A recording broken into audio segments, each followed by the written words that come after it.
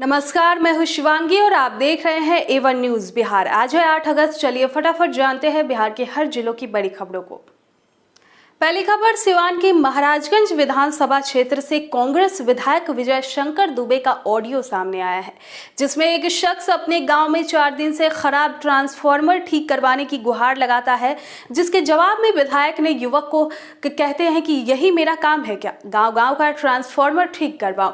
एक युवक कांग्रेस विधायक जी से गुहार लगाते हुए कह रहा है कि उनके यहाँ पिछले 4 दिनों से बाजार का ट्रांसफार्मर जल गया है, उसके बाद विभाग के कोई भी अधिकारी नहीं सुन रहे हैं, दौड़ते दौड़ते थक चुके हैं। आप एक बार जेई साहब से बोल देते तो ट्रांसफार्मर लग जाता। फोन करने वाला फरियादी अपनी पहचान आकाशी मोड़ निवासी पवन कुमार बताता है। फरियादी की बात पर विधायक भड़क गए और उससे कहते हैं कि मैं इसमें क्या कर सकता हूं, गांव-गांव टोला-टोला का ट्रांसफार्मर ठीक करवाना मेरा काम नहीं है। अगली खबर, बिहार में इस मानसूनी सीजन वज्रपात कहर बनकर लोगों पर टूट रहा है। सूबे में 24 घंटे के भीतर 8 और लोगों की ठनका की चपेट में आने से मौत हो गई। इनमें से 5 सारण, 2 मुजफ्फरपुर और 1 जहानाबाद जिले का रहने वाला था। इस साल अब तक 170 से ज्यादा लोग आकाशीय बिजली की वजह से अपनी जान गंवा चुके हैं। बीते कुछ सालों में राज्य में ठनका गिरने की घटनाएं बढ़ी है। जानकारी के मुताबिक शनिवार को सारण जिले के मढ़ौरा और दरियापुर में खराब मौसम की वजह से अलग अलग जगहों पर ठनका गिरा, जिसकी चपेट में आने से 2 किसान, 1 मजदूर, 1 युवक और 1 छात्र की मौत हो गई। पहली घटना मोहम्मदपुर गांव में हुई, जहां कुछ लोग दोपहर में बरगद के पेड़ के नीचे आराम कर रहे थे, तभी अचानक मौसम खराब हुआ और पेड़ पर आकाशीय बिजली गिर गई।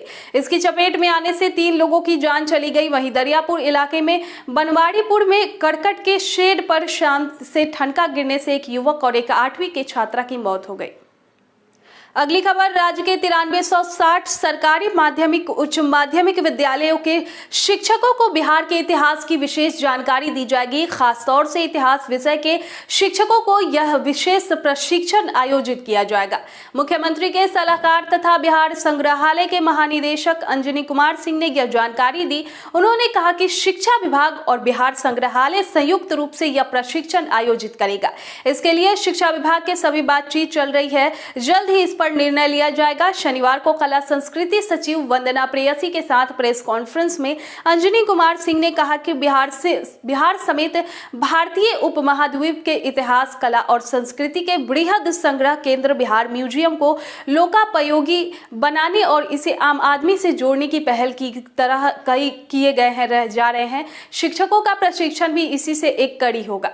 इसके लिए एक विशेष प्रशिक्षण सामग्री विकसित की जाएगी। 3 दिनों की ट्रेनिंग यह इस मायने में महत्वपूर्ण होगी ताकि हाई स्कूल शिक्षक राज्य के इतिहास के बेहतर तरीके से जान सके, तभी ये बच्चे तक ये जानकारी पहुंचा सकेंगे। सचिव ने कहा कि बिहार संग्रहालय कला प्रेमियों के साथ ही प्रशिक्षणार्थियों के लिए भी एक बड़े केंद्र के रूप में स्थापित हो रहा है। हाल ही 3-3 माह के 2 कोर्स ऑनलाइन कराए गए थे, जिसमें देश भर के 150 लोग शामिल हुए थे।